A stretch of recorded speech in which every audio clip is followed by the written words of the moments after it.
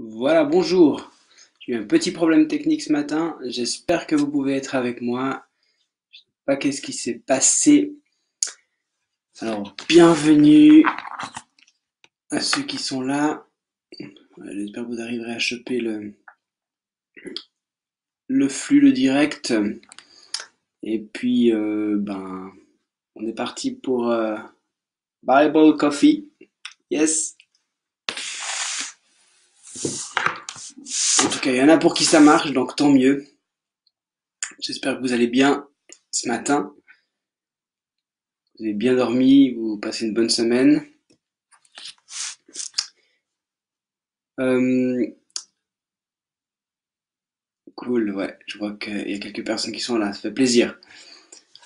Alors, sans plus attendre, j'aimerais, coucou à tout le monde, coucou Rachel, j'aimerais vraiment ce matin prendre encore un verset avec vous, un verset bien connu qui se trouve dans Ézéchiel, le prophète Ézéchiel, toute une, voilà, c'est toute une prophétie qui est c'est un grand prophète, il y a des prophéties en plusieurs étapes comme ça, puis après suivi du jugement et puis il y a toujours l'état de fait, la prophétie, le jugement, mais il y a toujours possibilité de revenir à Dieu. Et puis il y a des promesses de, de réconciliation, de reconstruction. Et puis il y a un verset qui est assez connu et qui se trouve dans Ézéchiel au chapitre 22, verset 30, qui m'a tout à nouveau interpellé hier. Et je crois qu'il est vraiment de circonstance dans ce temps de prière que nous voulons vivre.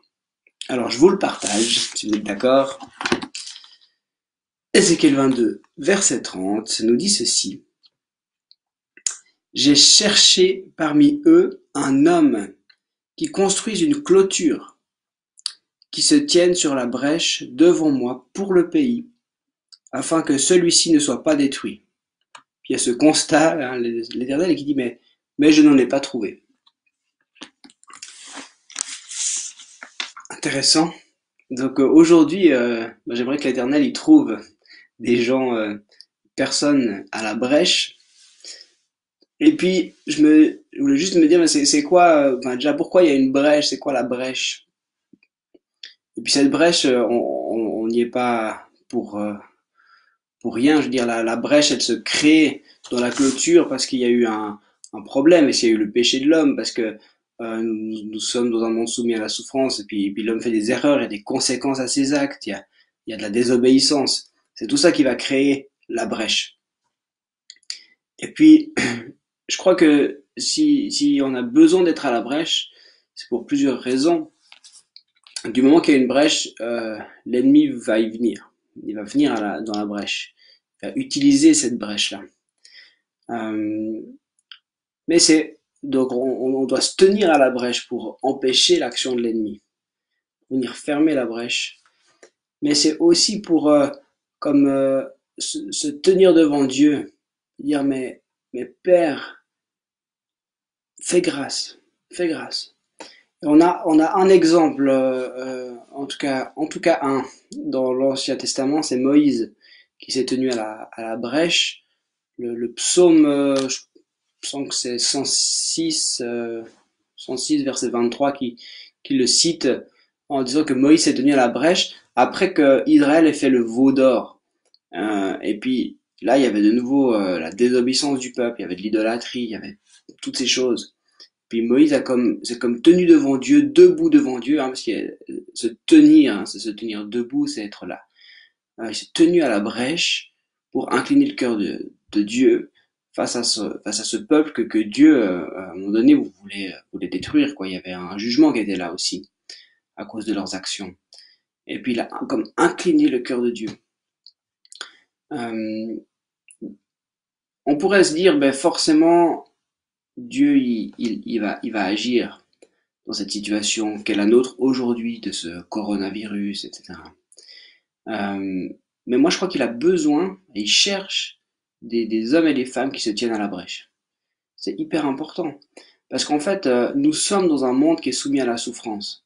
Et si Dieu intervenait dans chaque situation, à chaque moment, on serait plus sur terre, les amis. On serait déjà dans le royaume de Dieu. Ce serait un monde parfait. Il y aurait l'action de Dieu toujours. Mais l'action de Dieu dans ce monde-là, c'est le miracle. C'est le divin, le surnaturel dans le naturel. Et cela, on doit le prier, on doit le demander. On doit demander. Et quand il agit de cette manière-là, alors bien sûr, il agit dans un but, mais c'est sa grâce. C'est la manifestation de sa grâce. C'est pas normal. Donc c'est pas normal qu'il vienne forcément agir dans cette situation que nous vivons aujourd'hui. Mais parce que son peuple se tient à la brèche, on se tient ensemble pour fermer la clôture, et puis crier à lui, alors je crois qu'il peut agir. Voilà. Donc on vient fermer la brèche à l'ennemi pour que l'ennemi ne profite pas de la situation. Et puis on vient comme manifester, crier à Dieu, dire mais agis dans cette situation, fais grâce. On accepte notre part de responsabilité parce que on n'y est pas pour rien. Ce virus, je sais pas d'où il vient, mais c'est l'action de l'homme, c'est le le cours des choses, c'est peut-être je sais pas notre industrialisation, c'est tout voilà. De notre activité, il y a des choses qui se créent et puis il y a des choses qui sont néfastes. Euh, mais on peut demander sa grâce en se tenant à la brèche. Et puis, qu'est-ce que ça veut dire du coup se tenir à la brèche ou comment le vivre? Bah, je pense que un des moyens vraiment d'être à la brèche, d'être comme des sentinelles qui se tiennent à la brèche, c'est par le jeûne et la prière. Donc j'ai fait un appel à l'église dimanche pour vraiment dire on veut se tenir dans le jeûne et la prière. Bah, je continue aujourd'hui en vous disant oui, tenons-nous à la brèche, tenons-nous dans le jeûne et la prière pour que vraiment l'action de Dieu se manifeste dans cette situation. Et voilà, je le crois, je le vis avec foi, vraiment.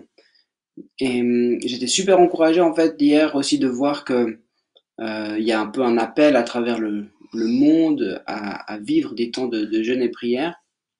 Puis on a un peut-être plus précisément que vous connaissez de EMC TV.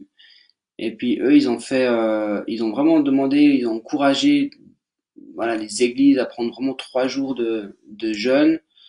Euh, et j'aimerais donc vous encourager aussi à vous joindre. Moi, j'ai inscrit l'église de l'Escale hier. On peut inscrire les églises et puis comme ça, on voit toutes les églises qui s'engagent aussi à prier, à jeûner. Et puis j'ai trouvé vraiment très chouette. Et ils ont sorti un petit fascicule avec 15 sujets de prière. Donc vous pourrez vraiment, je vais vous publier juste l'adresse maintenant. Vous pouvez aller voir euh, sur ce site. Et puis vous pouvez télécharger ce petit, voilà, c'est comme des slides, hein, où il y a 15 sujets de prière. Et j'aimerais vraiment vous encourager à les prier avec moi dans ces jours qui viennent. Je pense qu'il y a une puissance de nouveau quand on est ensemble à la brèche. Et puis je vous donne cette image, pour moi quand on se met ensemble à la brèche, c'est comme si on se tient debout, hein, vu que c'est être debout, c'est se tenir debout. On n'est pas abattu, on n'est pas affligé, on n'est pas en train de pleurer, recroquevillé sur nous-mêmes, non, on se tient debout et ensemble on ferme cette brèche. Et pour moi c'est comme si on se mettait côte à côte, hein, quand on se serre épaule contre épaule, et ben voilà, on ferme cette brèche. Puis ça, c'est aussi la force de l'unité, c'est la force de le vivre ensemble pour fermer cette brèche. Alors voilà, c'était mon encouragement ce matin. Soyons des hommes et des femmes qui nous tenons à la brèche, fermons cette clôture, donc Ézéchiel 22:30, et puis prions pour notre pays. Hein, c'est vraiment pour le pays. C'est bien sûr dans Ézéchiel, c'est pour Israël. Fallait se tenir pour le pays. L'Éternel cherchait, mais je crois qu'il cherche pour les nations aujourd'hui. C'est le Dieu des nations, et il cherche des hommes et des femmes qui se tiennent à la brèche. Alors, je vous encourage à persévérer. Et puis voilà, prenez donc ces petits aident, qui peuvent, ces petits sujets de prière là, pour que nous puissions le faire ensemble. Yes, j'ai vu pour qui certains de arriver à voir le live aujourd'hui, c'était un exploit. Alors je suis content que vous ayez réussi. J'ai eu un petit problème technique au départ, je sais pas pourquoi, mais en tout cas, ça me fait très plaisir de passer ce petit moment avec vous. Un peu, je dis, vous êtes presque dans ma chambre à coucher, vous êtes au pied de mon lit. Euh, il y a, J'aime bien ce côté, voilà, je me réveille, je vous trouve, on boit le café ensemble, c'est vraiment cool. Alors voilà, santé. On va terminer par prier ensemble. Soyons un peuple debout pour faire une différence. Yes, c'est ça qu'il veut. Alors on prie. Père, je te remercie pour cette nouvelle journée, pour encore une fois ce soleil qui se lève. Chaque jour, c'est un miracle, chaque jour, c'est un don, c'est un cadeau. Seigneur, tu nous demandes aussi de savoir dépenser notre temps ou utiliser notre temps avec intelligence. Et Seigneur, on veut choisir de chercher ton royaume, de se tenir debout pour ton royaume et ne pas être dans des inquiétudes. Et, Seigneur, on est conscient de la brèche sur notre pays, de la brèche ouais, sur ce monde. Mais Seigneur, on veut dire que nous voici pour être debout devant toi et pour fermer cette brèche. Et on appelle ta grâce, on appelle vraiment ta grâce. On demande, mais viens, agis dans cette situation, déverse ta grâce avec abondance. Seigneur, on fait pas fi de nos erreurs, de nos désobéissances. On est conscient, Seigneur, du péché de nos peuples. Et on te demande pardon pour cela.